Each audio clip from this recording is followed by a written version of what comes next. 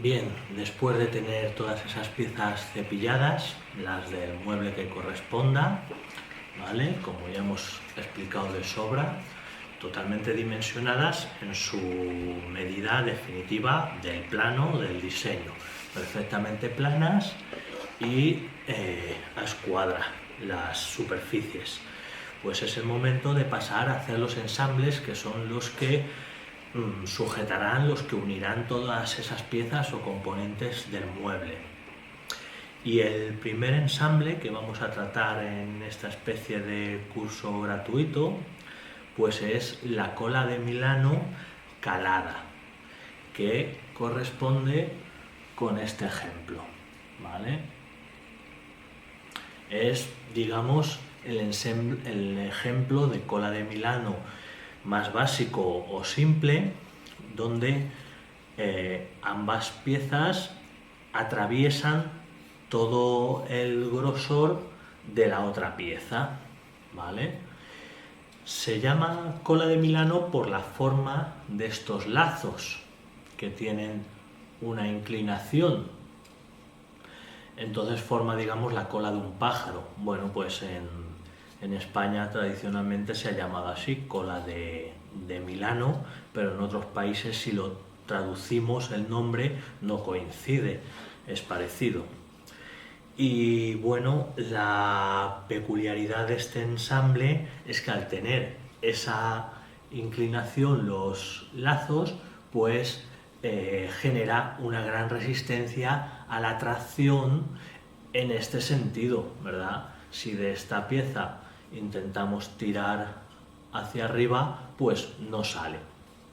Habría que sacarla en esta dirección, ¿vale? Esa es la idea. Los lazos es algo común a todos los ensambles y significa las partes diferenciadas de cada pieza del ensamble. Entonces, estos son lazos y estos son lazos, pero esta es la pieza que llamaremos de colas por la forma de los lazos, y esta es la pieza que llamaremos de dientes porque se le llama así tradicionalmente por la forma de puntas o de espigas que realmente encajan en unos huecos que forman las colas, ¿verdad? Entonces esto encaja ahí y no deja de ser un encaje como un enchufe, macho-hembra, ¿vale? Yo a veces lo llamo pieza de casquillos por ser eso, un hueco que aloja otra parte, y pieza de púas o puntas. Pero bueno, digamos que hagamos borrón, vamos a llamarlo como lo llama todo el mundo para no hacernos líos. Y esto es lo que vamos a hacer, y va a ser este ensamble lo que una dos piezas del mueble, dos tablas, en una esquina y en la otra, ¿vale? En este curso, como decimos, vamos a hacer una gran variedad de ensambles, vamos a abordar muchos modelos. Entonces, bueno, vamos a empezar por este que bueno, es fácil relativamente según se mire, pero bueno, tiene sus historias y sus técnicas, y nos va a servir sobre todo. Lo que yo veo importante de esta información es que es útil para aprender a usar correctamente los formones y las sierras. Bueno, el ensamble de cola de Milano tiene mucho misticismo y hay toneladas de información, a veces buena, a veces no tanto, en internet y libros, y cada autor y cada carpintero, cada ebanista, cada artesano pues tiene su método o su camino para hacerlo, pero al fin y al cabo todos llegamos al mismo punto, esa es la realidad, igual que en muchas otras tareas del trabajo de la madera. Entonces, parece que la ebanistería de alta calidad, de alto nivel, pues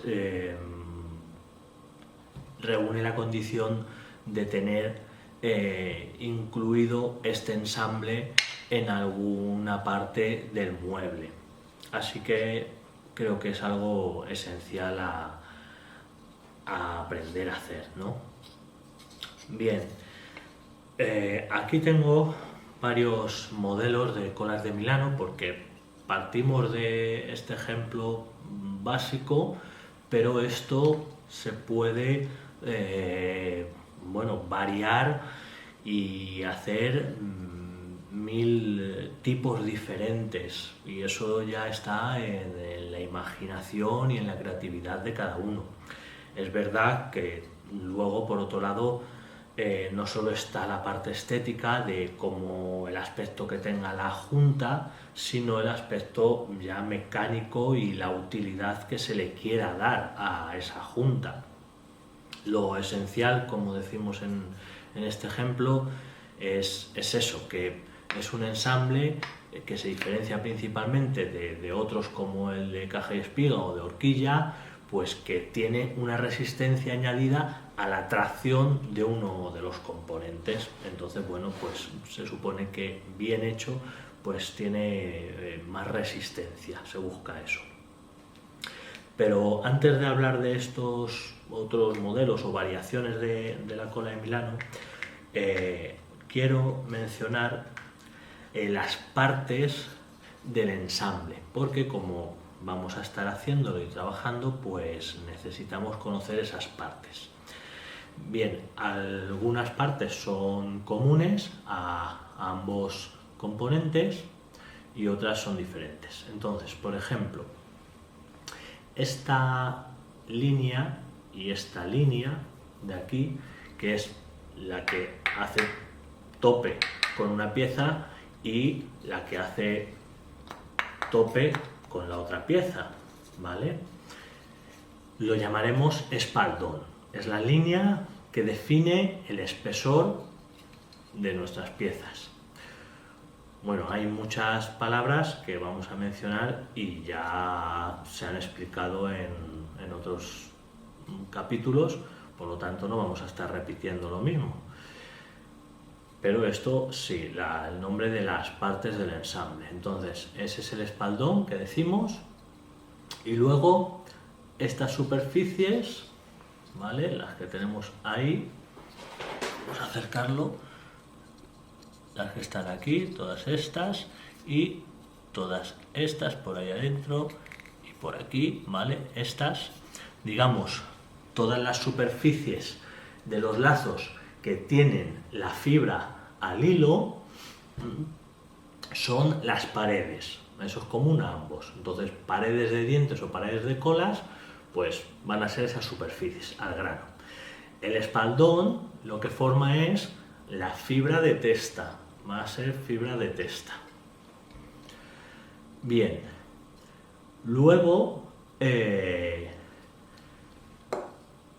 esta la podemos aparcar y ya el resto de partes los podemos definir con esta pieza sola que se extrapola a la otra. Ya hemos dicho que el lazo por su forma lo llamamos cola, ¿vale? Entonces esta pieza tiene dos colas. Y luego esta parte. Digamos que la parte superior, esta dimensión de la cola, la podemos llamar, aunque bueno, es un término mío, no sé si está registrado en algún lado, pero yo, para que podamos trabajar y entendernos, lo vamos a llamar cabeza de la cola, ¿vale? La parte ancha, la cabeza de la cola. Y la parte estrecha, que está a la altura del espaldón, pues la base de las colas, ¿vale? Luego es interesante y muy importante estas otras partes. Esta dimensión, ¿vale? Uy, que se cae. Esta dimensión y esta dimensión, o sea, el espacio entre las colas entre las cabezas y entre las bases de las colas. Bueno, pues este espacio de arriba lo vamos a llamar el cuello de los dientes y la parte de abajo la base de los dientes. Entonces tenemos dos bases, base de colas y base de dientes, y el cuello de los dientes y la cabeza de las colas, ¿vale? Sé que es una explicación larga y aburrida, pero si no dejamos claro estos términos, pues luego cuando vamos a trabajar y a realizar unos cortes, un marcaje, bueno, un proceso un poquito largo, cuando se trata de explicarlo, pues no nos entendemos. Entonces, por eso creo que para aprender bien, dejar las cosas claras, ¿vale? Esa terminología. Entonces ya conocemos las partes y sabemos cómo se llama esas superficies del ensamble. Y esto se puede extrapolar a otros ensambles, o sea, otro tipo de ensambles con otra forma, pero lo mismo, vamos a tener paredes, cola, espaldones, caras, todo eso, ¿vale? Bien, bueno, pues ya hemos visto que este es el ensamble básico y ahí está. Este ensamble vemos que entra y sale así más o menos fácilmente con la mano, porque está muy manoseado, por así decirlo, está muy usado, pues de explicaciones de gente, amigos que vienen al taller y lo meten, lo sacan, y entonces está dado de sí. Pero lo normal es que cuando hagamos este ensamble podamos introducirlo con suavidad, sin forzarlo, pero que no quede tan flojo como para desarmarlo con las manos. Eso, en mi opinión, no está bien hecho. Así de claro, o sea que desde aquí, y mi opinión, siempre mi opinión personal, es que todos esos vídeos que aparecen por ahí, donde la gente mete y saca los ensambles como si fueran aire, pues no son de calidad, por lo menos. Servirán muy bien para vídeos virales y todas estas pamplinas que hay hoy en día, para que la gente se vuelva loca y se impresione mucho, pero en el mundo real, y donde un mueble de calidad quieres que dure toda la vida, pues eso no sirve para nada, más bien es una estafa.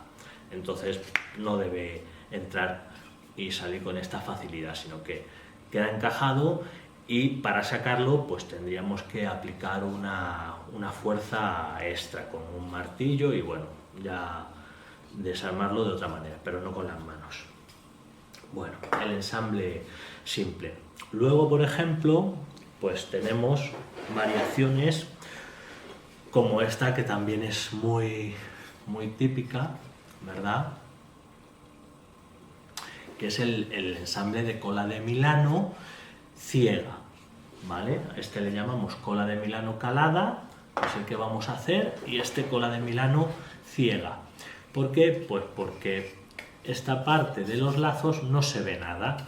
Por aquí vemos el dibujo de las colas, pero por esta parte queda tapado, entonces no se ve nada, entonces lo llamaremos cola de Milano ciega, simplemente, no tiene más misterio. Entonces, bueno, aplicaciones, según mencionamos las variaciones de las colas, pues vamos a aprovechar para explicar aplicaciones. Este sencillo, pues se puede utilizar básicamente para todo. O sea, es una cosa muy versátil, muy útil y muy efectiva, que bueno, dentro de la estética, lógicamente, pero en el aspecto mecánico pues nos va a valer para cualquier estructura, armarios, cajas, incluso bastidores. Dos listones se pueden unir con una o dos colas de Milano en las esquinas, ¿vale? Entonces lo podemos encontrar en infinidad de sitios en el mueble.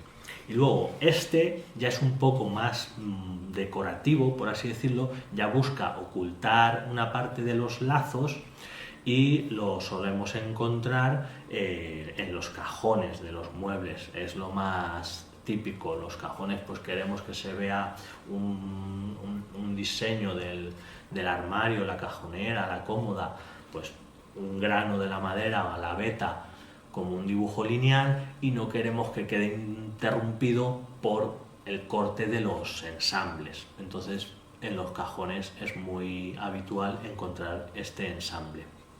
Este sería el frente del cajón, ¿verdad? Y este el lateral. Entonces el cajón iría metido en el mueble así, entonces el cajón tiene este movimiento y por tanto las colas, con esa resistencia a la tracción de este componente, pues hace que el cajón tenga mayor resistencia, porque los cajones pues sí que es verdad que son elementos del mueble que sufren mucho.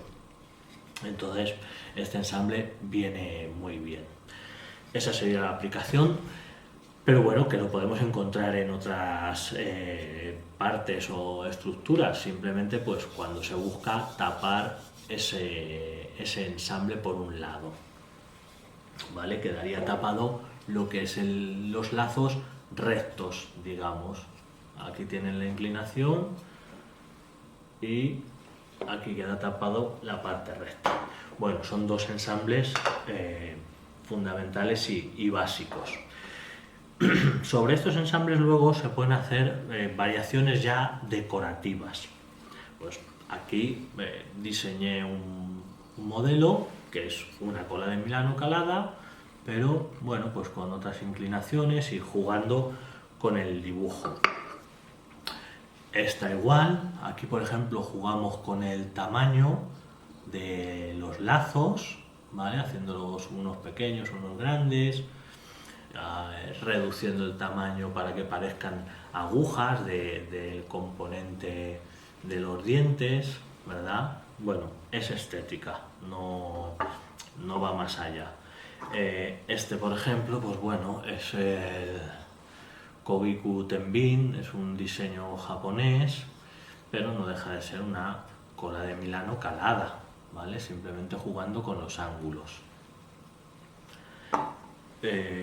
Aquí, por ejemplo, vamos a irlos retirando para no perderme, que hay unos cuantos. Aquí igual, es digamos el mismo juego que el ensamble de cola de Milano ciega.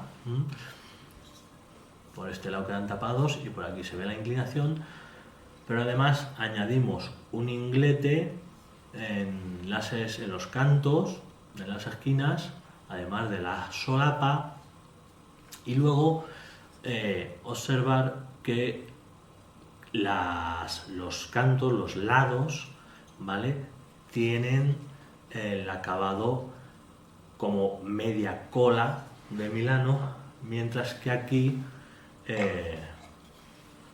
los lados tienen medio diente en los cantos. Vemos el dibujo y vemos la diferenciación.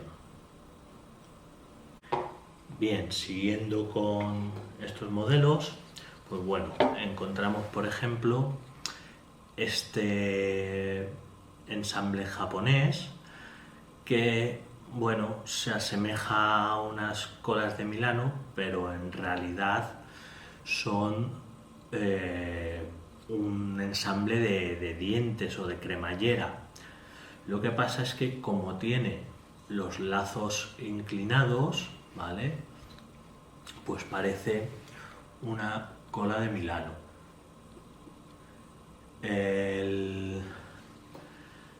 Digamos, la gracia de este ensamble, pues que estamos observando que los lazos están inclinados en este sentido, ¿vale?, en una cara, pero también están inclinados en la otra cara.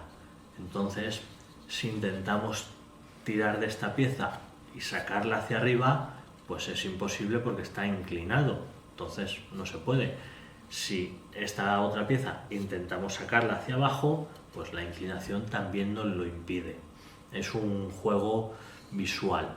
Entonces este ensamble japonés pues me gusta mucho, se llama Nejire Arigata, como ensamble, como modelo básico y sencillo, Yo lo utilizo siempre que puedo en mis muebles porque es de mis favoritos, me gusta mucho y digamos que el secreto que tiene es que las piezas se encajan a 45 grados, no se encajan de forma lineal. Vamos a ver si lo puedo desarmar. Ahí está. Ahí se ve. Y va encajado, digamos que en este sentido. En este sentido. Ahí. Y ahí lo meteríamos. ¿Vale?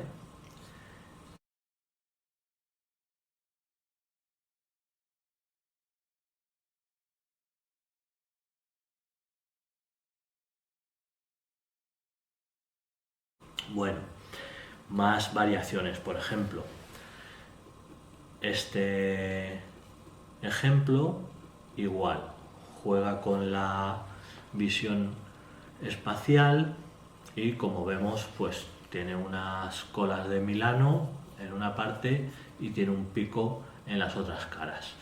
Igual, hay un vídeo en el canal, diría que es el primero que subí de todos hace años, donde muestro este ensamble en el lugar que se hizo originalmente en Japón, que es el templo de Osaka, un templo de Osaka, y en la puerta Otemon. Entonces uno de los pilares de esa puerta, que es gigante, pues tiene un par de ensambles en los pilares. Y es un ensamble, pues bueno, que aparte del, pues eso, ser un puzzle a la mente y al ojo, pues lo que pretende es prolongar la longitud de unas vigas o listones. Aquí la unión se hace lineal, no se hace en esquina, ¿no? Bueno, ahí está. Otro ejemplo, por ejemplo, pues en ingletes, otro modelo de colas de Milano, pues podemos igual jugar con la creatividad, básicamente. Entonces, en ingletes, pues podemos poner ahí unas colas de Milano como si fueran una llave. Bueno, este por aquí, para terminar, igual, este yo lo conozco con el nombre de Sumiyoshi en Sugite, ¿vale? Que es un ensamble que, bueno, en Occidente también lo podemos encontrar, aunque raramente. Y como observamos, también tiene un juego visual donde tenemos una cola de Milano aquí, pero otra cola de Milano aquí. Por lo tanto, ni esto se puede sacar en este sentido, ¿vale? No podemos tirar esto linealmente porque esta cola nos está impidiendo sacar esto hacia arriba, la inclinación pues lo cierra, y tampoco lo podemos sacar en este sentido, aparte de que tiene una espiga, o sea, es un ensamble doble, pero si no tuviera esta espiga, por ejemplo, pues esta cola de Milano de aquí impediría sacar el ensamble así, ¿vale? Así que también es un pequeño puzzle que tiene su gracia para incorporarlo en uniones de listones o postes o vigas, ya aquí sí para formar una T, como vemos, sería la aplicación de este ensamble. Y bueno, si para que no se quede, seguro que muchos ya lo han visto y lo conocen, pero bueno, por si hay alguien que tiene curiosidad de ver cómo funciona, voy a desarmarlo. Se hace igual que el principio, es el mismo que el Nejire Arigata.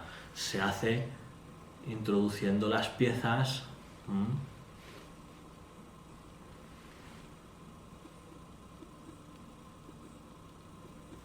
a 45 grados. Entonces, así no encaja, sino que hay que hacerlo así, en este sentido, ¿vale?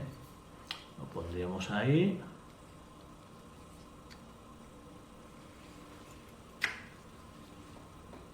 Y ahí cierra, ¿vale? Simplemente ese es el juego. Bien, luego tenemos un ensamble muy especial que es este y que está mostrado también en el canal. Hay un vídeo de este ensamble mostrando cómo es, simplemente, y se llama Gasho. Es un ensamble puramente japonés. Esto no es que no lo haya visto fuera de Japón, sino que no se lo he visto absolutamente a nadie, excepto al profesor que escribió el libro donde aparece este ensamble. Y igual, es un puzzle porque es difícil simplemente viéndolo por fuera adivinar cómo están cortados los lazos, pero me parece de tremenda elegancia. Lo que pasa es que debo decir que no es un ensamble muy resistente y muy fuerte. Una vez incorporado en el mueble y encolado, porque bueno, el mueble, aunque hay estructuras que no necesitan ni siquiera cola, pero bueno, el mueble es interesante encolarlo más que nada por los movimientos de la madera y todo esto. Entonces, en referencia a eso, pues decir que cuando el ensamble está encolado e incorporado en el mueble, pues es totalmente sólido y eterno. Pero así, digamos, en seco, pues sí que se sale y se desmonta fácilmente, sin hacer mucha fuerza. Esta sería la parte interna de ese ensamble. Bueno, un ensamble que a mí me enamora y por eso lo tengo aquí. Desde luego hay, como digo, infinitos ensambles, o sea, tardaríamos una vida en cortarlos, sin hacerlos todos, si solo estuviéramos dedicados a eso. Pero bueno, al final pues te quedas con unos ejemplos que son los que más utilidad y más te gustan a cada uno, ¿no? Luego, más ejemplos. Bueno, pues tenemos este que también es uno básico, que intentaremos compartirlo en este curso, en esta construcción del mueble, y que es la típica cola de Milano deslizante, ¿vale? Son dos piezas que suelen ser normalmente tablas, y la cola de Milano es un lazo largo, y entonces desliza en el cajeado de la otra pieza y ahí queda encajado y ya no se puede sacar en el sentido de la cola, como decimos. Bueno, pues también es un básico. Luego este ejemplo es el mismo que vamos a hacer, estamos diciendo, la cola de Milano calada, pero cambiando el dibujo de los lazos. Es decir, ahora las colas tenemos media cola en los cantos y los dientes los tenemos con los espaldones vacíos. Ahí. Igual, este ya con la mano no lo puedo meter porque este está más duro. Bueno, otro ejemplo. Podríamos seguir y seguir, pero para terminar, pues bueno, otro que es súper habitual en la carpintería, bueno, ebanistería, en los muebles japoneses, es esta cola de Milano, que por supuesto no es exclusiva de Japón. Esta pues en Occidente también se usa, pero muy pocas veces, más bien en los muebles antiguos y los talleres antiguos más artesanales, porque hoy en día, como todo el mundo que presume de hacerlo a mano utiliza máquinas, pues este tipo de ensambles no lo gasta, ya sea porque no tiene el conocimiento, porque no tiene tiempo, porque no lo considera rentable, porque le da pereza, por infinitas razones, pues no lo vamos a ver en muebles actuales. a no ser que lo consideren, como digo, rentable a alguien. Entonces, bueno, es una cola de Milano, como se ve, simple, igual que las que hemos presentado básicas, pero los lazos van ocultos por este inglete en los cantos y bisel en la solapa. Entonces, cuando los dientes encajan en la otra pieza, ¿vale? Pues toda la junta queda completamente oculta con una simple línea del inglete, y eso permite continuidad a la veta, al grano de la madera, al dibujo, en situaciones donde lo que se quiere es eso, que haya una continuidad absoluta. Entonces, es un ensamble que no es que sea súper difícil de hacer ni nada por el estilo, pero hay que ser delicado y hay que controlar la precisión para que salga bien y cumpla su función, porque claro, hacerlo y que salga una chapuza pues es más bien perder el tiempo, no tiene ningún sentido esforzarte e invertir un tiempo en cortar este modelo que lleva su trabajo y hay que hacer marcajes muy cuidadosos. Si luego te va a quedar una chapuza o si simplemente las dos tablas que contienen la esquina del ensamble pues no tienen la veta igual, no tienen nada que ver la veta, pues no tiene ninguna gracia. Entonces, pues bueno, este ensamble es muy adecuado, por ejemplo, para cajas de puros, es una situación elegante en la que podemos incorporarlo, o estructuras, a lo mejor el pie de algún aparador o cómoda que queramos hacer un pie todo alrededor. Bueno, pues como podemos deducir fácilmente, en cualquier estructura que queramos continuidad en la veta y que sea eso, un cuadrado, ¿no? Un rectángulo.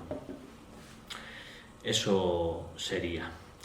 Y bueno, después de esta charleta tan aburrida, pero que a mí me hubiera gustado que me la dieran hace muchos años, pues ahora ya vamos a dar un paso más en la elaboración del ensamble y vamos a continuar con el diseño de la junta y vamos a explicar por qué tiene esta forma y de dónde salen todas las medidas y demás factores.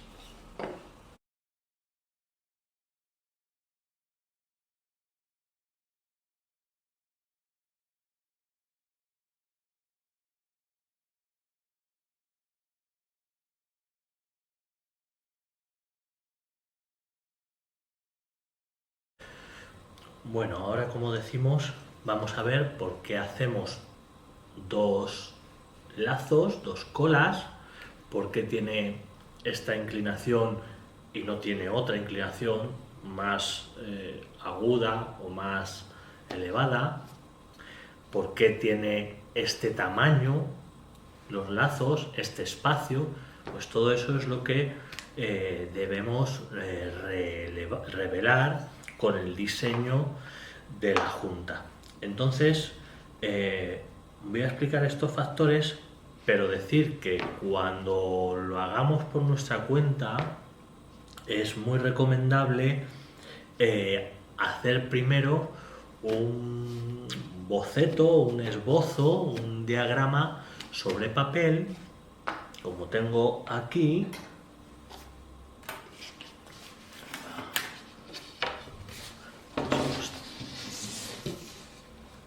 ¿Vale?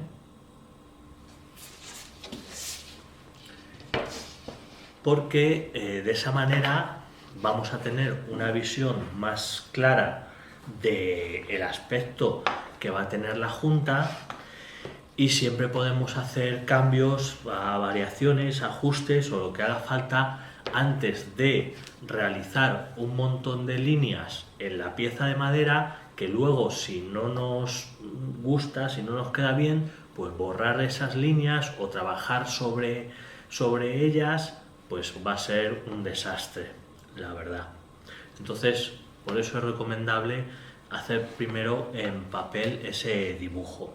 Lógicamente, cuando se tienen las medidas claras, pues no hace falta hacer ese dibujo en papel, sino que directamente en la madera se haría el marcaje.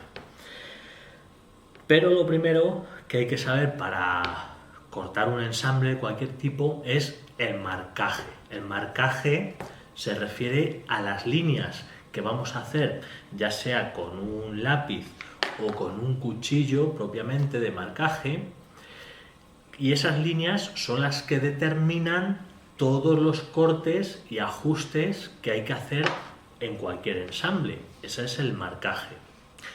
Y es bueno recordar que el marcaje en un ensamble cualquiera hacerlo bien, corresponde a 2/3 del éxito en el acabado de ese ensamble. O sea que es un porcentaje muy alto, ¿vale? Más de la mitad de importancia tiene el marcaje. Por eso, pues mucha gente que infravalora esa parte obtiene malos resultados en sus ensambles, ya sea porque no ha tenido buenas referencias para aprender o porque no directamente nadie se lo ha explicado. Luego, como ya hemos mencionado, es muy importante la preparación de la madera. La madera es nuestra referencia y nuestra guía. Entonces, si esa madera está retorcida, no está plana, está convexa, bueno, en definitiva, pues lo que va a pasar es que al usar las herramientas de marcaje, para realizar ese marcaje propiamente que hablamos, pues nos van a dar lecturas erróneas, nos van a dar marcajes torcidos que no van a casar todos como debe ser. Entonces, por eso hay que tener un cepillado de las piezas de alta precisión, pues porque todo es una cadena, una cosa lleva a la otra. En último lugar, antes de empezar, decir que seguramente mucha gente al empezar se plantea la primera cuestión que debemos resolver es cómo marcamos el ensamble, ¿verdad? Bueno, pues el ensamble de cola de Milano en particular se hace, podemos llamarlo por transferencia, es decir, que una de las dos piezas, lazos o dientes, va a ser una plantilla que el dibujo lo vamos a copiar en la otra pieza. Va a ser como un molde, como una plantilla, como digo. Y eso va a ser lo que nos dé el marcaje de la segunda pieza. El primero lo vamos a marcar con unas herramientas y lo vamos a cortar y ajustar. Bueno, pero el segundo, ya digo, es una copia del primero, entonces es como un molde. Por lo tanto, esto también es bueno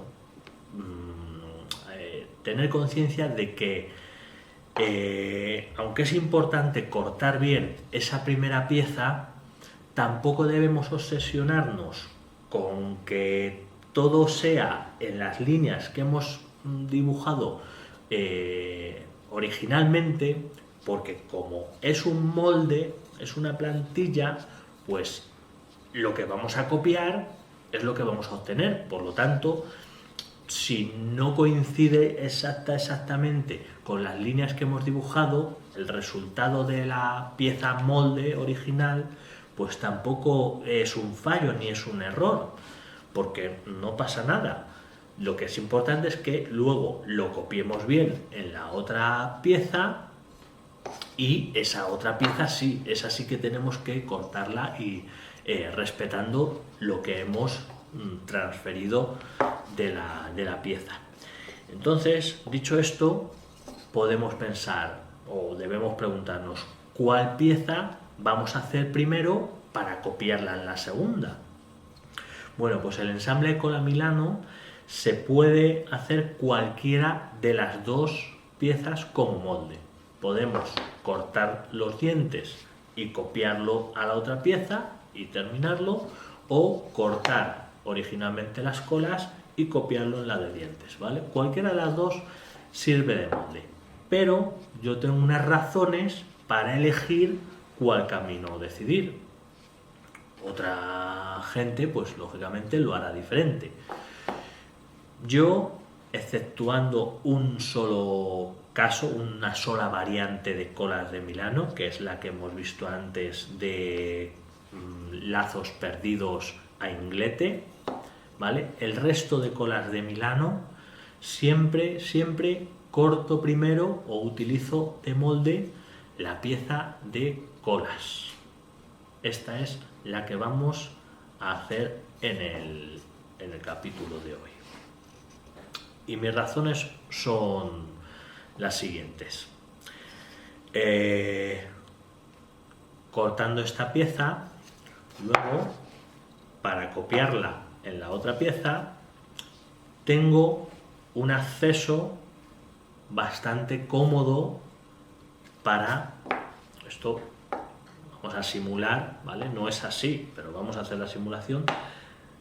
Esto, para copiarlo, yo tengo aquí facilidad para meter mi cuchillo y hacer las líneas y dibujarlo y copiarlo, porque tengo todo este espacio por fuera, todo esto está accesible. Si lo hacemos al revés, cortamos esta y la copiamos en la otra, tenemos que hacer esto, tenemos que poner esto así, digamos.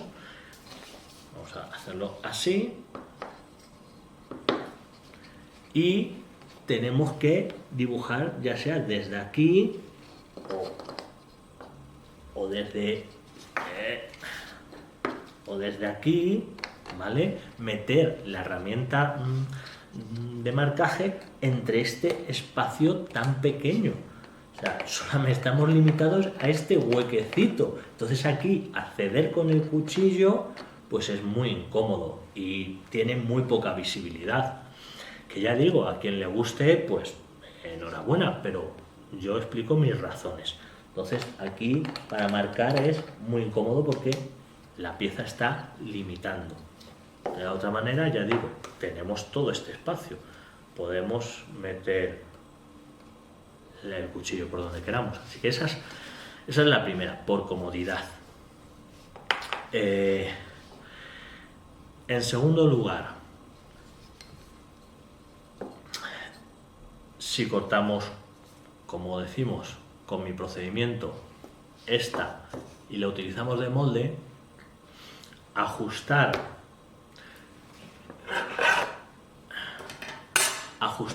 estos dientes a estos espacios es mucho más cómodo, como digo, y accesible con los formones cuando tengamos que cortar estas paredes, porque igual tenemos, digamos, maniobrabilidad para acceder.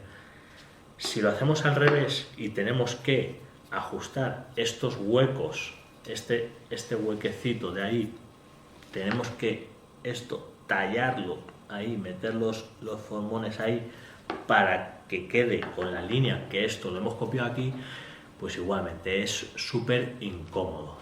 Entonces da peor resultado, en definitiva. La precisión en el trabajo de la madera tiene, digamos, muchos fundamentos, y uno de ellos es la comodidad con la que trabajamos.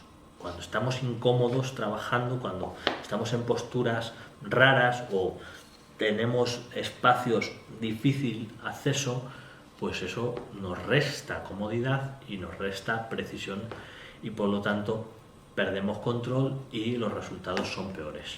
Por lo tanto, esa sería mi segunda razón para cortar primero las colas como molde, que es mucho más fácil ajustar estos espacios. Bien, una tercera razón sería por productividad. Nosotros podemos cortar dos piezas con la sierra, ¿vale? Vamos a hacer que esto es una sierra. Podemos cortar dos piezas de las colas. Podemos coger otra tabla, imaginando, las podemos poner así, las dos tablas, o más, si nos da la fuerza y el espacio, y cortar las colas. Y cortar, porque esto lo vamos a cerrar, después de marcar, lo vamos a cerrar. Entonces esto coincide, o sea, todas las que vayan por aquí van a ser iguales y coinciden. Si cortamos, por lo tanto, podemos obtener de un solo viaje varios cortes. Entonces, cuando tenemos muchas colas que cortar, como por ejemplo en varios cajones o cosas así, pues es más productivo porque podemos cortar más de un golpe. Y además es bueno porque salen idénticas, porque aparte del marcaje, como el corte es el mismo, van a salir todas idénticas. No va a haber variaciones que una la he cortado así y la otra así. Si cortamos los dientes primero, ¿vale? Los dientes hay que cortarlos así, ¿verdad?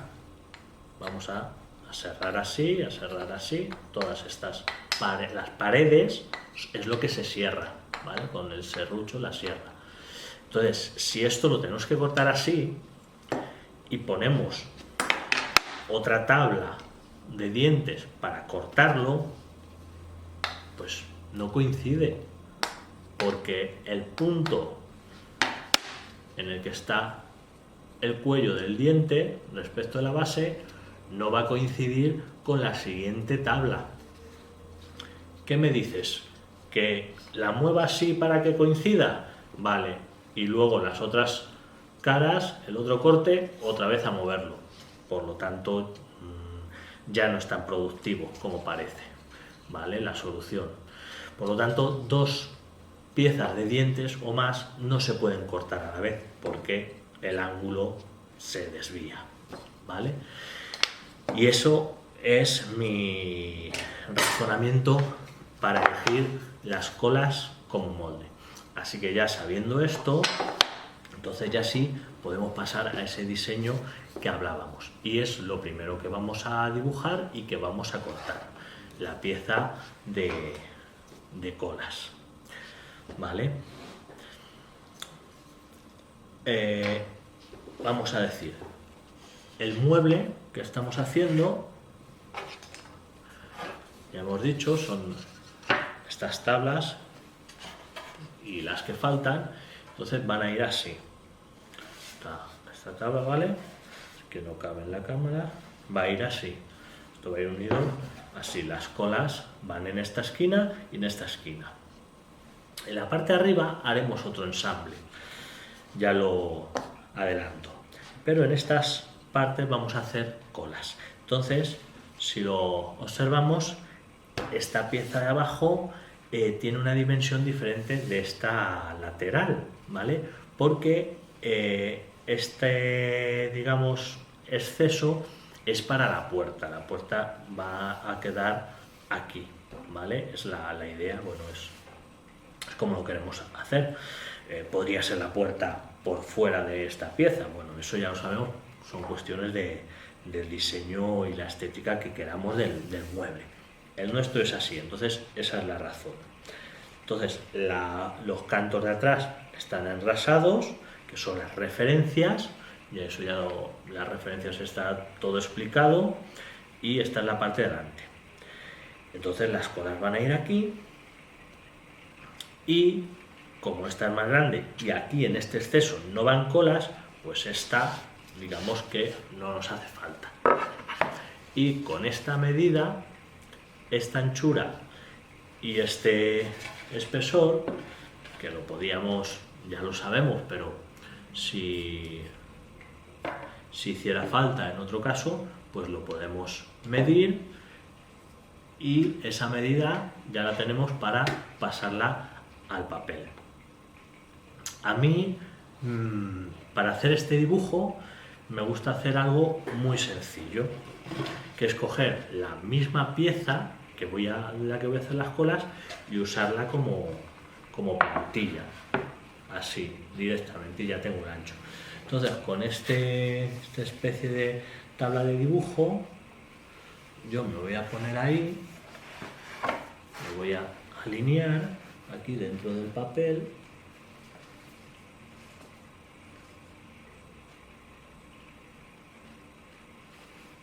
Ahí,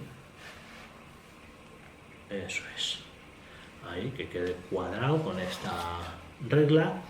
Y ahora aquí con el lápiz o el portamina, lo que queramos, vamos a hacer las líneas paralelas, ¿vale? Tal cual. Y así ya tenemos el ancho real de la pieza que vamos a hacer.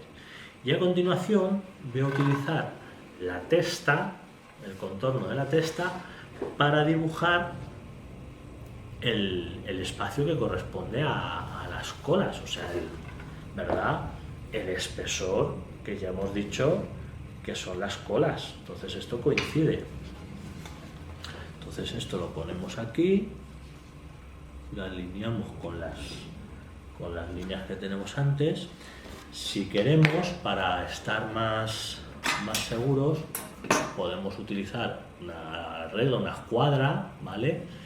La pondríamos con la regla para alinearlo y así ya nos queda la tabla por detrás. Estoy aquí como escondido, cucú, ¿vale? La voy a poner por detrás para verlo yo bien y ahí pues estaría, la alineamos y ya está. Y ahora con esta posición, igual, con el portaminas, hago una línea por delante y por detrás. Y de esa manera, ¿verdad? Pues ya tenemos el espacio delimitado de manera real de lo que va a ocupar nuestro dibujo de las colas. Y en este espacio ya podemos dibujar. Entonces es buena idea hacer varios espacios, varias líneas de estas, para ver diferentes pruebas, diferentes variaciones en cuanto a inclinaciones y a tamaños de lazos, ¿vale? Bien, visto esto, es muy sencillo. Ahora, lo primero a lo que vamos a prestar atención, bueno, pues es al tamaño de los dientes, entre comillas, que van en los cantos, que llamaremos medios dientes, porque es de tamaño, error, de tamaño no, de forma, el aspecto que tiene es medio diente. Si esto es un diente entero, ¿verdad? Si este es el diente completo, lógicamente, pues el aspecto que tienen los dientes en los cantos, pues es medio diente, es como si partiéramos el diente por la mitad. Pero ya digo que es la forma, no el tamaño, porque la realidad es que estos medios dientes deben ser bastante consistentes. De hecho, del tamaño o incluso mayor a veces que los propios dientes enteros. ¿Por qué? Muy sencillo. Estos dientes, al estar en los laterales, en los cantos, es donde la fibra es más frágil, porque aquí en el aire no tiene fuerza. Entonces, cualquier esfuerzo en este sentido, hacia afuera, pues aquí las fibras, ¡pum!, se abren y se parten, ¿vale? Por lo tanto, estos dientes exteriores siempre deben ser resistentes y fuertes.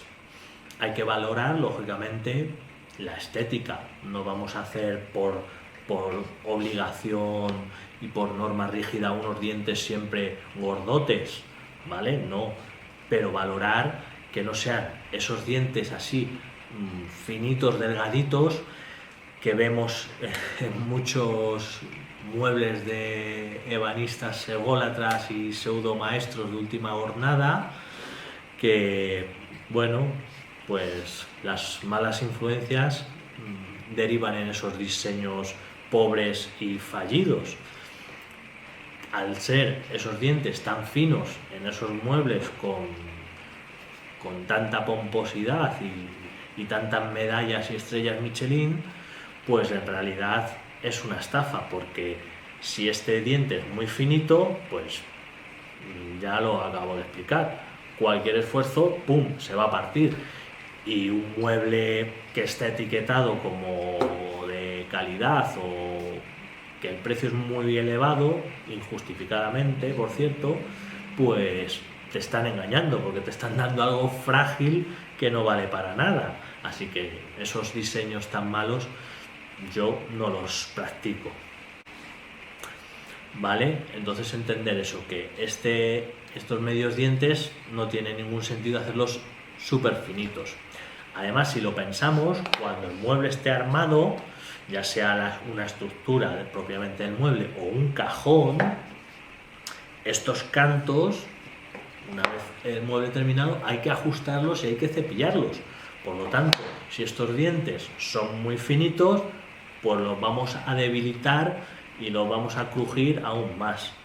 Así que tener en cuenta que esos medios dientes son incluso más grandes que los dientes enteros. Vale, con esta explicación ya tomamos la decisión para hacer esos medios dientes. Lo que pasa es que en nuestro mueble, esos medios dientes de nuestro mueble ya vienen determinados por la función del mueble. Entonces no nos va a dar problema esa decisión, porque, como decimos, por un lado tenemos la otra pieza que sobresale y por tanto ese diente va a estar de sobra reforzado, porque hay masa leñosa de sobra. En la parte de atrás, ¿vale? Esta es la trasera del mueble, digamos, este es el frente. En la parte de atrás, ese medio diente también va a estar, digamos, reforzado por el diseño, porque el mueble va a llevar una trasera que realizaremos y esa trasera va a medir como 14 milímetros. Por lo tanto, ese medio diente va a medir como mínimo 14 milímetros. Por lo tanto, ya son medidas súper resistentes para el mueble que es.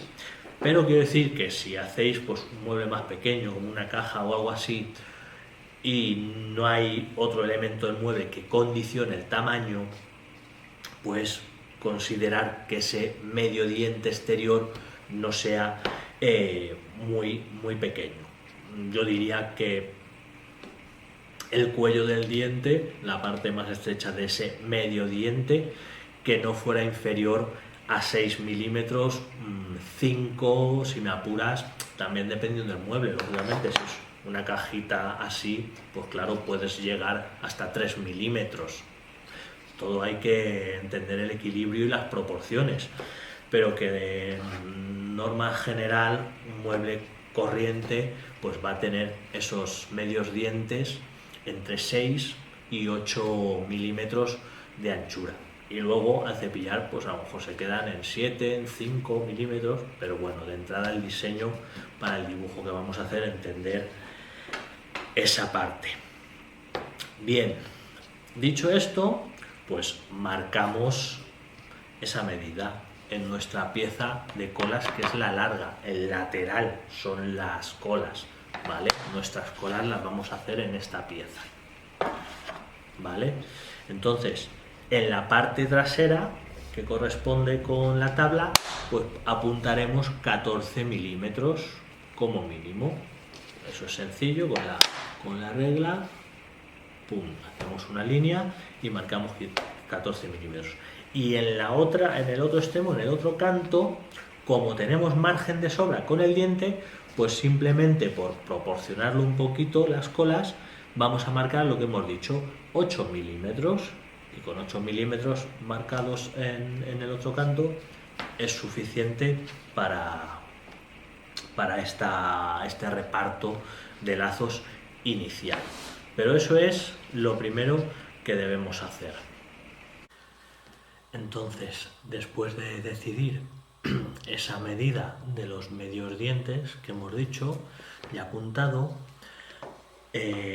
la siguiente consideración es decidir la medida de la base de los dientes enteros, que sería esta, es la base, pero en el hueco de las colas hemos dicho esta, la base. Bueno, ¿cuánto debe medir este espacio?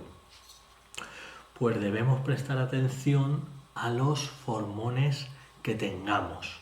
Si tenemos un juego completo de formones o disponemos de muchos tamaños de formones, seguro que no es un problema.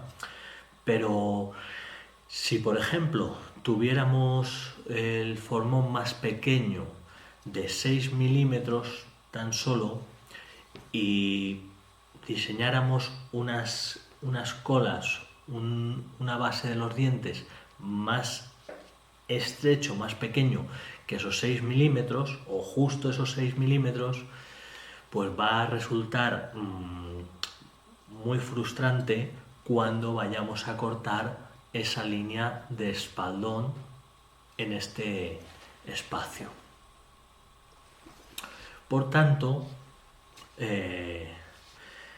la conclusión es que la base de los dientes debe ser siempre 2 milímetros más grande, más ancha que el formón más pequeño que tengamos. En base a eso ya podemos decidir esa dimensión sin problema.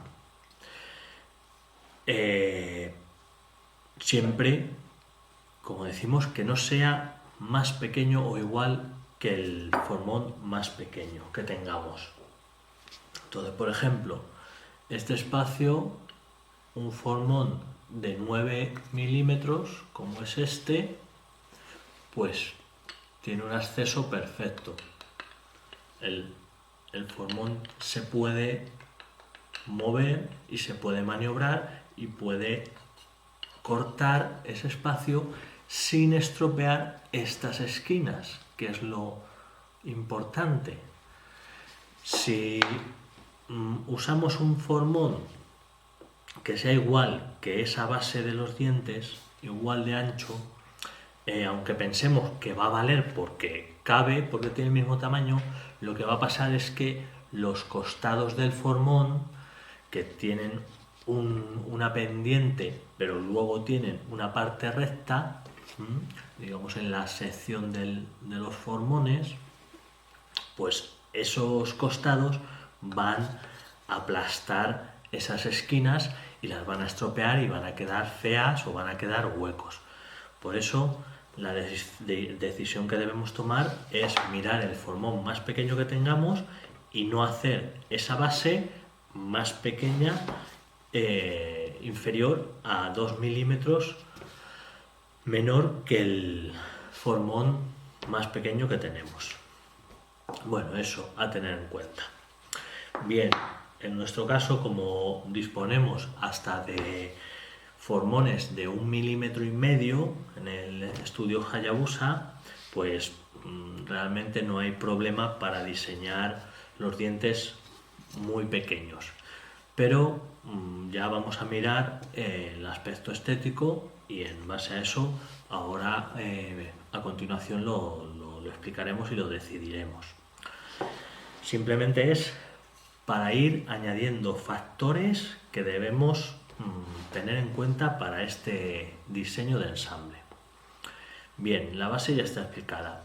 El siguiente punto que debemos tener en cuenta, pues el cuello de los dientes, que corresponde a esta dimensión, bueno, pues en las colas, el cuello de los dientes, este espacio entre las colas.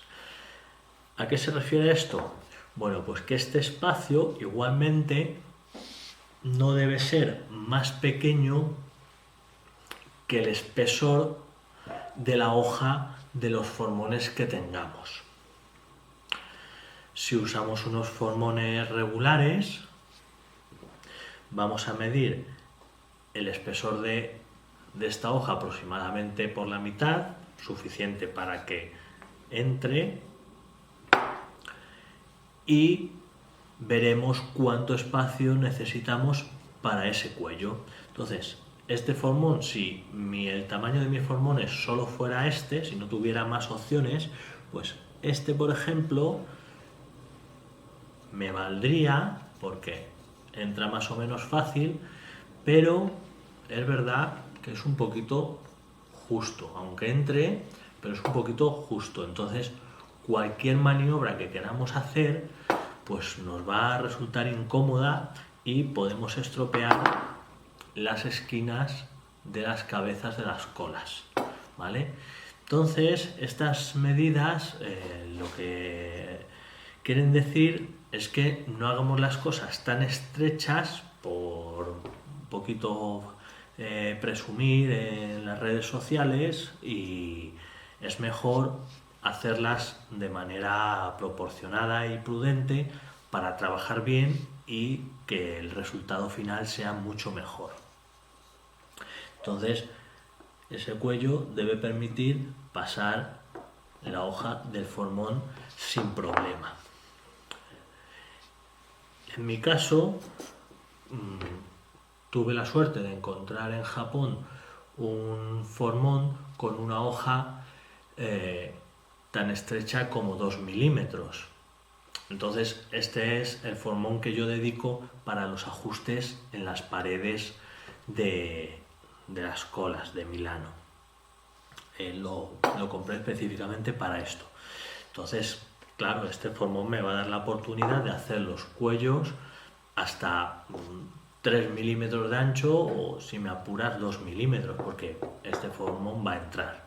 Pero creo, a mí particularmente, eso ya es cuestión de gustos personales, a mí los dientes muy estrechos, muy pequeños, no me gustan nada, porque me parece que es simplemente ostentar de un valor que no tiene sentido. Pero bueno, entonces ahora, para que se vea bien, lo que voy a hacer es cambiar el enfoque de la cámara al papel y vamos a explicar el resto de aspectos que intervienen en este diseño del ensamble. Hay dos elementos principalmente en el diseño de la cola de Milano. Uno es el número de lazos, cuántos lazos tenga todo el ensamble, y el otro es la inclinación de las paredes, que sean más inclinadas o menos. Entonces, vamos a empezar mencionando los factores que afectan a esa inclinación. En el sentido mecánico, podemos decir que cuanta más inclinación, mejor retención o mayor resistencia tendría el ensamble. Pero esto, hasta cierto punto, no es cierto del todo, ya que cuando la longitud de los lazos, que equivale al grosor de la pieza de dientes, cuando esa longitud de las colas es muy larga, una mayor inclinación deriva en unas bases muy frágiles que ante esfuerzos laterales pues van a colapsar. Por lo tanto, no es buena idea y es mejor optar por una inclinación más prudente que dará ensambles más resistentes y duraderos. En el sentido opuesto, es decir, cuando la longitud de las colas es pequeña, ¿vale? Como aquí, mucha inclinación lo que hace es que las esquinas se conviertan en puntos frágiles al tener la fibra muy corta. Si se realiza un esfuerzo en ese sentido, estas esquinas es muy fácil que se partan. Por lo tanto, la inclinación en el sentido mecánico hay que valorarla según la longitud que tenga las colas principalmente. Otros aspectos que afectan a este elemento es la especie de madera que utilicemos. Generalmente, cuando la madera es dura, una inclinación menor va a soportar bien la tracción, porque al ser dura y densa no va a haber una compresión de las fibras y digamos que el ensamble no se va a deformar.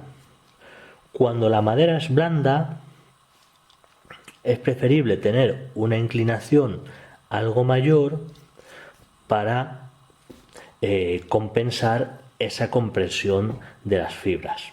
Eso es como norma general, pero luego la verdad que en la ebanistería los tamaños de ensambles que manejamos pues son bastante normales, equilibrados, y no es tan drástico el hecho de usar madera dura o blanda, y se busca más el aspecto estético. Pero bueno, tenerlo en cuenta, más que nada relacionado con eso, con la compresión y resistencia de la propia madera, no con la resistencia mecánica de esa inclinación de los lazos. Esta inclinación normalmente se suele medir o se suele representar con unas proporciones: 1,6, 1,7, 1,8, 1,3, 1,4, 1,5, más o menos. Esto quiere decir que si cogemos una escala, la inclinación va a ser una parte, digamos, de este lado, una parte, y luego el número de partes que indique el otro brazo. Por tanto, cuanto menor es el número, mayor es la inclinación, y cuanto mayor es el número, menos inclinación tenemos. Entonces, esa proporción de números se refiere a eso, a una parte por 6 o por 7, las que sean, sobre la inclinación de los brazos en la escala. Simplemente es por saber a qué se refieren estos números. Entonces, bueno, tradicionalmente en la ebanistería pues se suelen utilizar estas proporciones para madera dura o blanda, pero yo digo que no es tan relevante, y a escala de muebles pues es más importante, en mi opinión, la estética. Bien, igualmente, hablando de la inclinación, pero en el aspecto estético, pues sí que tiene bastante influencia. Una inclinación muy grande pues resulta en un dibujo algo estridente, algo pues no sé, como incómodo de ver, demasiado punzante, porque esa inclinación tan grande no es muy agradable a la vista.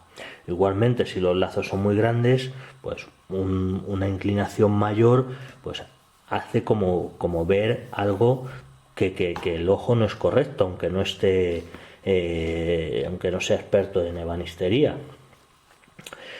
En el otro lado, una inclinación muy pequeña estéticamente va a derivar en lazos que que parece que no son colas de Milano, sino que son como la torre de un castillo, muy rectos, o como un ensamble de dientes o de cremallera. Simplemente no apenas se aprecia la inclinación de las colas, entonces no tiene nada de gracia. Si en el aspecto mecánico nos encontramos esto, pues ya hemos dicho que al ser una madera blanda, la compresión de las fibras al traccionar igualmente va a hacer que esto como que se escurra ante, lógicamente, un esfuerzo grande, pero que es peor. En cuanto a eso, a la inclinación. Ahora, en cuanto al número de lazos. Bien, hay que decir que el número de lazos también representa el número de superficies de encolado. Las superficies más importantes son las paredes de los lazos, que son las que reciben la cola y van a hacer que el ensamble permanezca unido. Por lo tanto, a mayor número de lazos, mayor fricción hay entre ambos componentes del ensamble y mayor superficie de encolado. Por lo tanto, es cierto que a mayor número de lazos, más resistente es el ensamble. Pero, como todo, hay que valorar hasta cierto punto la estética. También porque se trata de hacer algo bonito. Entonces, aquí en este ejemplo, donde tenemos en cualquier caso siempre la misma dimensión, son ejemplos pero con la misma dimensión y distintas variaciones, pues vemos que tiene mayor número de lazos, pero tiene un aspecto industrial, como hecho a máquina, porque colas y dientes pues tienen más o menos el mismo tamaño. Entonces es un ensamble que no tiene gracia en ese sentido. A lo mejor es más fuerte, puestos a hacer una prueba de resistencia, pero no tiene realmente gracia. En el lado opuesto, un ensamble de cola de Milano con pocos lazos, por ejemplo, en el mismo espacio meter solo 2 colas y estos dientes esmirriados, tampoco agraciados, pues hace que el ensamble, por un lado, sea muy poco resistente, porque estos dientes tan finitos no tienen prácticamente efecto, y luego hay muy pocas superficies de encolado, por lo tanto hay menos fricción entre las piezas del ensamble y deriva en menos resistencia. Luego, en el aspecto estético, lógicamente da un aspecto de colas obesas y que también quieren decir un poquito una llamada a la atención a la pereza del carpintero que ha hecho esto, porque no quiere trabajar más, porque es más rápido hacer 2 solo que hacer 5 o hacer 3 o 4. Entonces también este ejemplo pues es de lo peor que puede haber, porque bueno, tiene defectos por todos los lados, tanto mecánico como estético. Luego, por ejemplo, si en este mismo espacio, ya hemos dicho, ponemos 3 lazos y lo comparamos con estos otros ejemplos de la izquierda donde hay 4 lazos, pues comparando podemos decidir cuál nos queda mejor.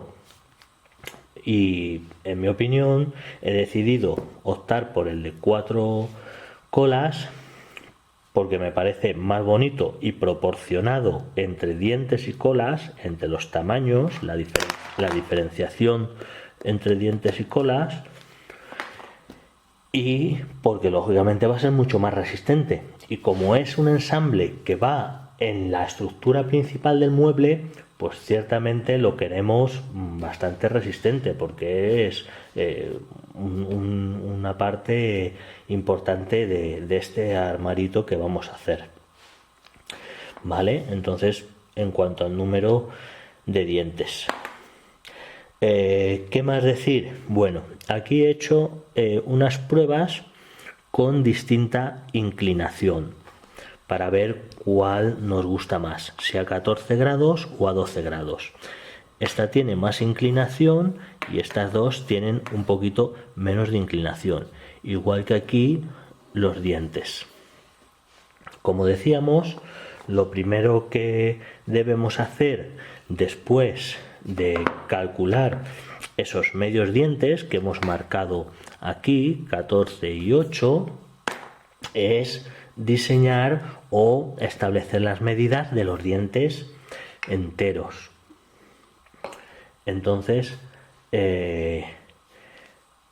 buscamos un tamaño, como ya hemos explicado, que sea un par de milímetros mayor que nuestro formón más pequeño. Ahora, si tenemos formones de sobra y la junta pues nos permite unos dientes mayores, pues lógicamente vamos a buscar una proporción. Por lo tanto, yo me he valido del formón de 9 milímetros para sacar la medida de estos dientes. Aquí, por ejemplo, este ya es muy pequeño y este pues va justo. Y en segundo lugar, el cuello de los dientes. Ahí está apuntado. Este lo podría hacer porque tengo formones disponibles para hacerlo, entonces eso siempre es lo importante, pero igual va a ser un diente tan pequeño que me va a quedar un aspecto muy desproporcionado entre colas y dientes. Por lo tanto, es mucho más interesante hacer un diente algo más grande, algo más amplio, que aparte de dejarnos trabajar con mucha más precisión y comodidad, pues va a quedar más bonito en contraste con las colas. ¿Vale? Entonces, por ejemplo, hay muchas maneras de proporcionar, digamos, estas partes. Por ejemplo, que la dimensión de la cabeza de la cola sea 2,5 veces la base de los dientes, más o menos, o que sea el doble que los dientes, la cabeza el doble que los dientes. Casi entre este ejemplo y este ejemplo casi no se ve mucha diferencia, pero ciertamente unos milímetros de diferencia pues luego se notan. ¿Qué más? Bueno, pues por ejemplo que la base de los dientes sea la mitad de la longitud de los dientes. Bueno, pues buscar esas proporciones, ¿vale? Esas equivalencias para conseguir un equilibrio y una armonía en el dibujo del ensamble. Entonces, yo lo que aconsejo es, como vemos aquí, coger, y una vez que sabemos qué valor le podemos dar a la base y qué valor le podemos dar al cuello para que entre la hoja de los formones, con esos valores establecidos, a continuación lo que vamos a hacer es, con unas plantillas de ángulos o con el mismo transportador de ángulos, bueno, pues esbozar esas inclinaciones y ver qué resultados nos da, porque a veces la base de los dientes la establecemos correctamente, pero luego al poner la inclinación pues a lo mejor se nos cierra mucho el cuello o se nos cierra más de lo que queremos y esa inclinación no nos vale. Por lo tanto, pues la tendríamos que reducir un poquito, abrir un poquito y ya está, simplemente.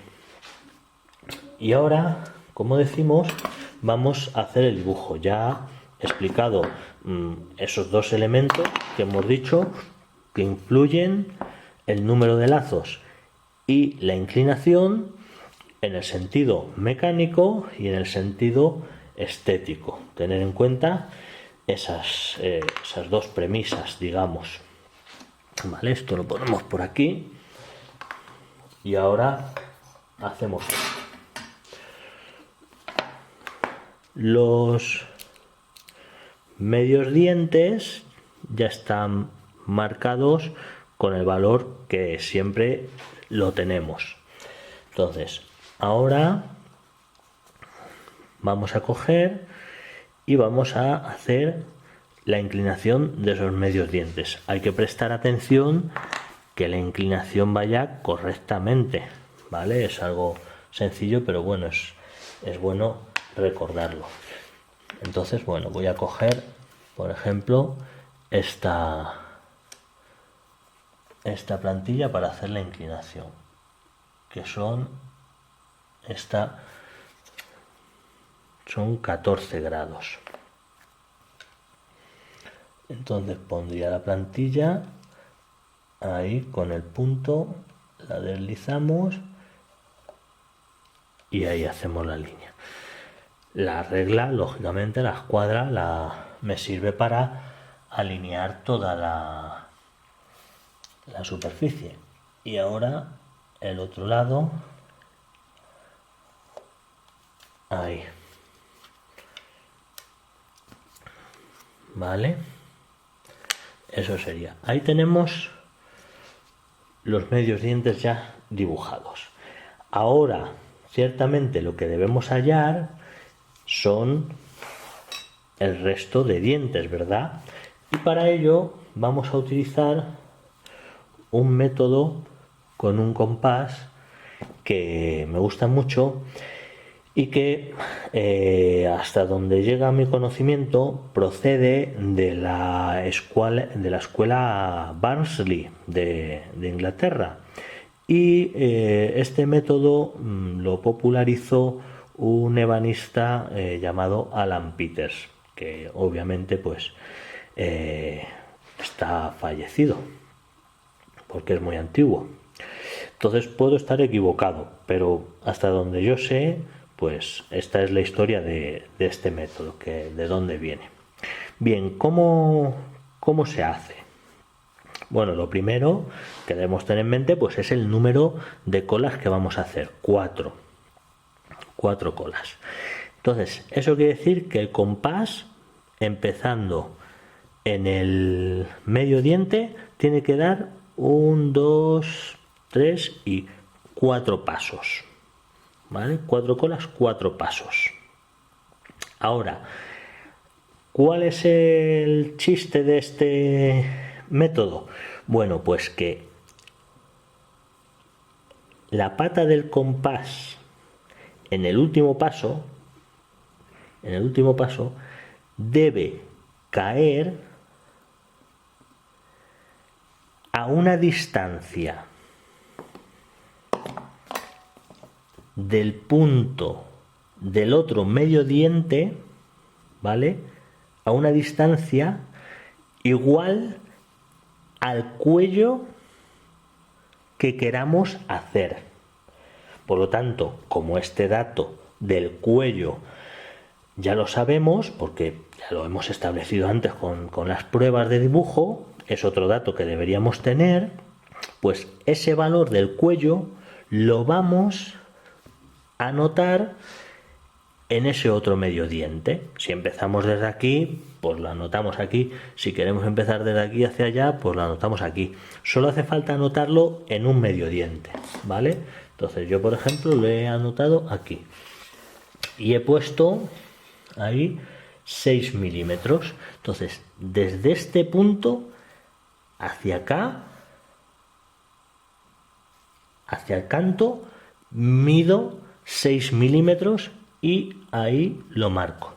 No al revés, no 6 milímetros desde el canto hacia adentro, no, desde el diente, medio diente, hacia afuera, ¿vale? Pues 6 milímetros, ¿vale? Ya tenemos realmente la clave de este método, que es los cuellos de los dientes. Y ahora sí, ahora tengo que calcular en principio a ojo, ¿vale? En principio es un poquito a ojo, que dando 1, 2, 3 y 4, la última pata del compás tiene que caer ahora sí en este punto exactamente. Entonces, bueno, vamos a hacer unas pruebas.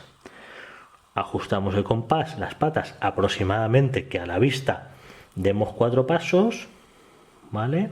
Ahí lo cerramos y probamos. Pinchamos en el medio diente, un paso, 2 pasos, 3 y 4. He caído aquí muy alejado del punto al que quiero llegar, muy alejado.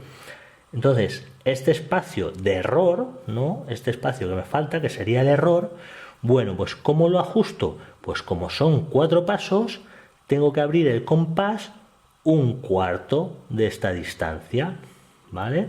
Entonces vamos a abrirlo un poquito. Ahí le damos un giro y volvemos a probar. 1,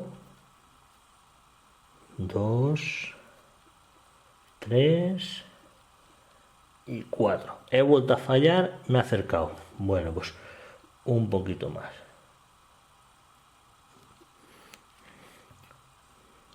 Vale, la primera vez que se ajusta el compás, pues claro, da un poquito de trabajo a lo mejor. Porque hay que hacerlo. Uy, y ahí me he pasado. Ahora me he pasado.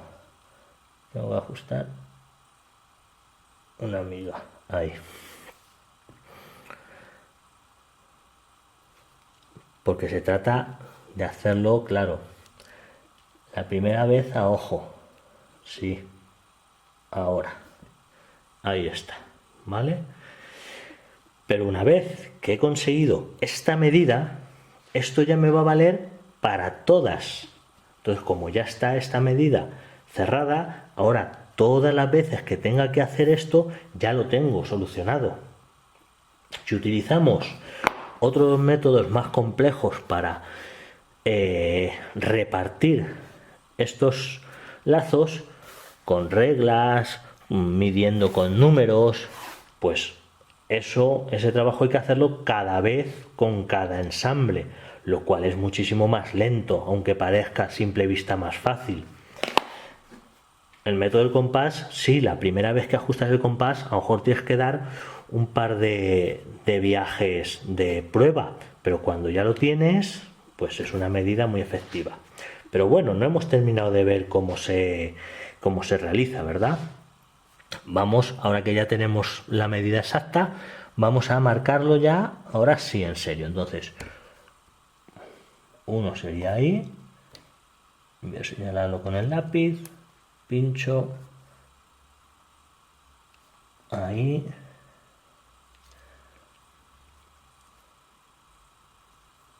ahí, y el último no hace falta. He ido hacia allá. Entonces, una vez que yo llego aquí, ¿ahora qué hago? Bueno, pues ahora empiezo al revés, hacia allá, pero pinchando en el medio diente.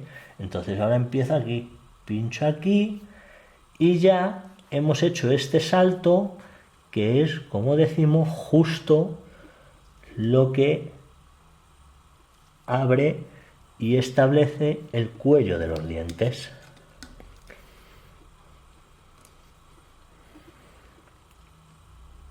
Y ahí el último.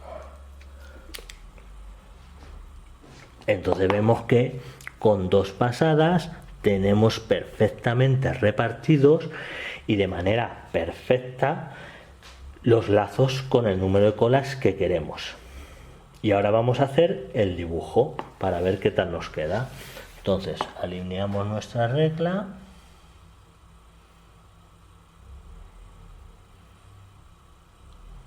Ahí.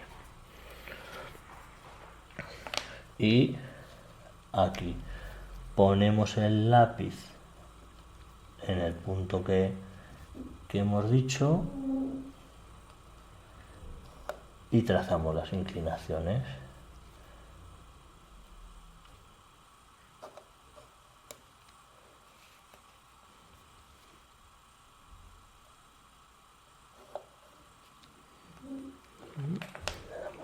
vuelta y ahora las otras.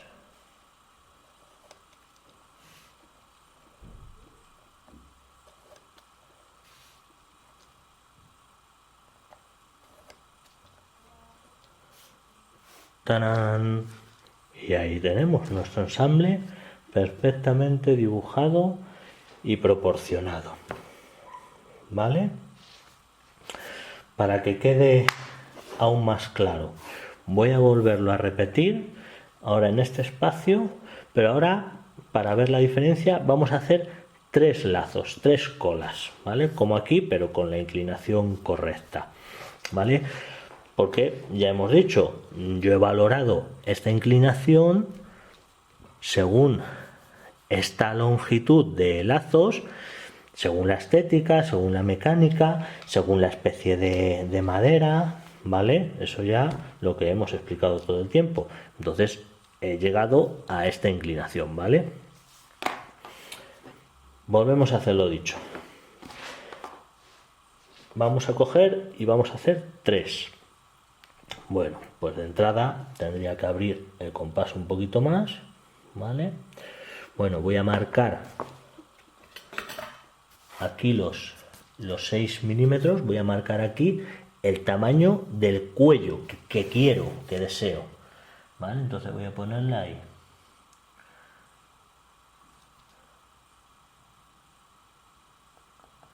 Igual, le voy a dar 6, aunque al ser colas más grandes seguramente quedaría mejor 8, pero bueno, para que se vea la diferencia claramente voy a darle igualmente 6. Entonces ya tengo el punto en el que quiero que caiga la pata del compás. Entonces pincho ahí y digo 1, 2, 3. No he llegado, me falta un poco. Bueno, pues voy a abrir eso.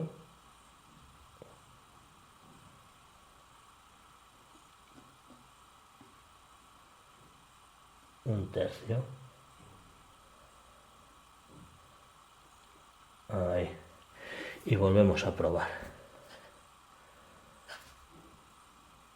1, 2 y 3.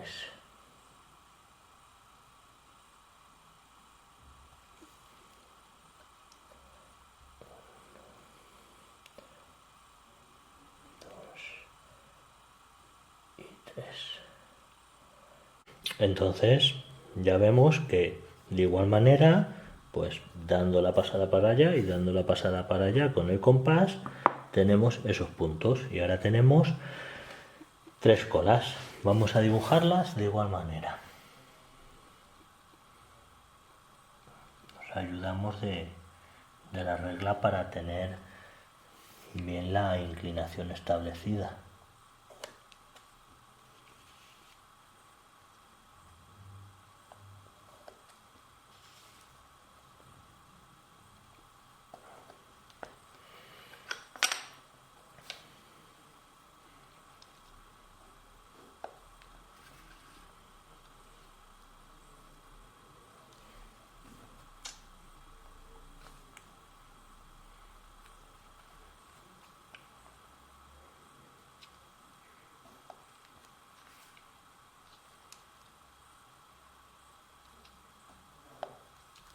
Ahí está. Vemos misma inclinación, pero distinto número de lazos. A mí me parece ciertamente que este es mucho más elegante, aparte de más fuerte. Porque este igual, unas colas muy grandes a mí siempre me van a parecer lo mismo y que es síntoma de pereza y de falta de esfuerzo por parte del carpintero que lo haga. Entonces, bueno, las cosas con trabajo pues quedan mejor. Así que yo me quedo con este diseño y es el que vamos a hacer en nuestro mueble realmente.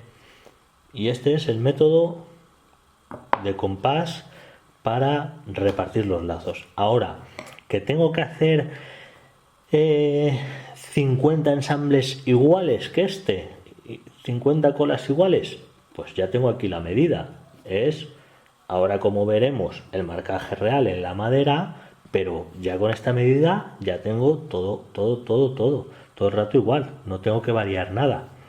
Con otros métodos podéis comprobarlo, que es realmente mucho más tedioso y lento.